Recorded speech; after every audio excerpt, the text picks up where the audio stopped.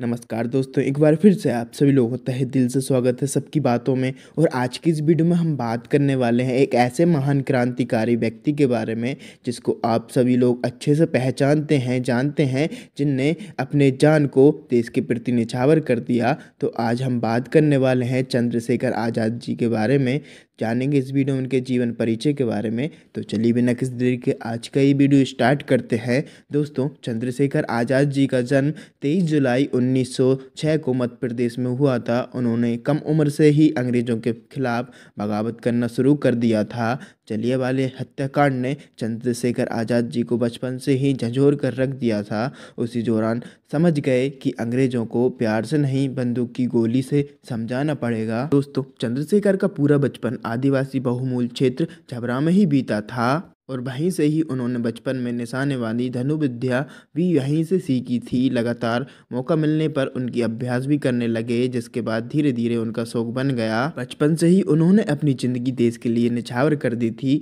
और बचपन से उन्हें खेल कूद में ज़्यादा मन लगता था, ना कि उनकी पढ़ाई में। चंद्रशेखर आज़ाद तिवारी आज़ादी का नाम 1981 में महात्मा गांधी के असहयोग आंदोलन में जुड़ने के बाद उनकी गिरफ्तारी हुई। उस दौरान उन्हें जज के सामने पेश किया गया तो उनके जवाब ने सबके होश उड़ा दिए। जब उनको नाम पूछा गया तो उन्होंने अपना नाम आज़ाद और अपने पिता का नाम स्वतंत्रता बताया। इस बात को सुनकर जज भी परेशान हो गया और उन्होंने नाराज होकर चंद्रशेखर आज़ाद जी को 50 कोड़े मारने की सजा सुनाई। आदेश के बाद चंद्रशेखर आज़ाद जी को 15 बेंत लगाई, लेकिन उनके मुंह से उफ तक ना निकली।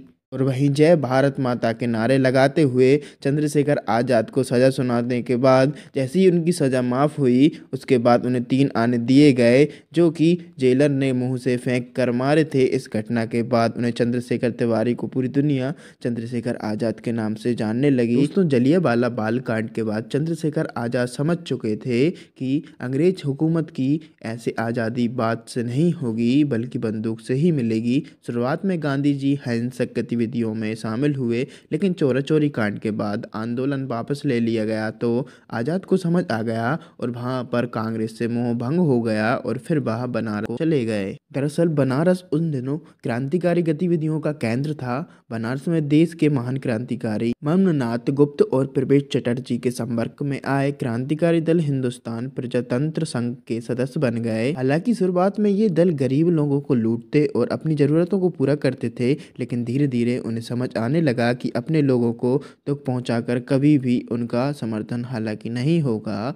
वहीं उसके बाद इस दल का उद्देश्य केवल सरकारी प्रतिष्ठानों को नुकसान पहुंचाकर अपनी क्रांति के लक्ष्य को प्राप्त करना था। वहीं आज़ाद ककोरी कांड के बाद दिल्ली पहुंच गए। वहां पर उनकी मुलाकात भगत सिंह से हुई और इन्होंने एक नया संगठन बनाया जिसका नाम रखा हिंदुस्तान सोशलिस्ट रिपब्लिकन एसोसिएशन। आज़ाद को इस दल का कमांडर इन चीफ बनाया गया। वहीं इस दल ने फिर ऐसी गतिविधियां की जिसके बाद अंग्रेज हुकूमत इनके पीछे पड़ गई 1928 में। दोस्तों, अब वहीं जान लेते हैं चंद्रशेखर आज़ाद जी शहीद कैसे हुए। अंग्रेज सरकार जब राजगुरु भगत सिंह और सुखदेव की सजा को किसी तरह कम या उम्र कैद के बदले में इलाहाबाद पहुंचे, वहीं उसी दौरान अंग्रेज हुकूमत को इनकी भनक लग गई कि आज़ाद इलाहाबाद के एक पार्क में हैं। वहां पर पुलिस वालों ने घेर लिया और उन पर आक्रमण कर दिया। वहीं उन्हें के बाद वहां पर अकेले ही अंग्रेजों के खिलाफ लोहा लेने लगे। वहीं इस दौरान 20 मिनट तक वह अकेले ही अंग्रेजों से लड़ते रहे और एक पेड़ के नीचे उन्होंने ठीक समझा कि एक गोली थी और वह अपने माथे पर तान ली और वह अकेले ही वहां पर अंग्रेजों से लड़ते रहे और आखिरी सांस तक वह अंग्रेजों के हाथ नहीं आए। 27 फरवरी 1931 को अंग्रेजों के साथ लड़ाई करते हुए हमेशा के लिए अपना नाम इतिहास में अमर कर गए। वहीं चंद्रशेखर आज़ाद जी का अंतिम संस्कार भी अंग्रेजों ने बिना किसी सूचना के कर दिया। और वहीं जब लोगों को इस बात की भनक लगी तो वहां पर सड़कों पर जमावड़ा लग गया और शोक की लहर में डूब गया।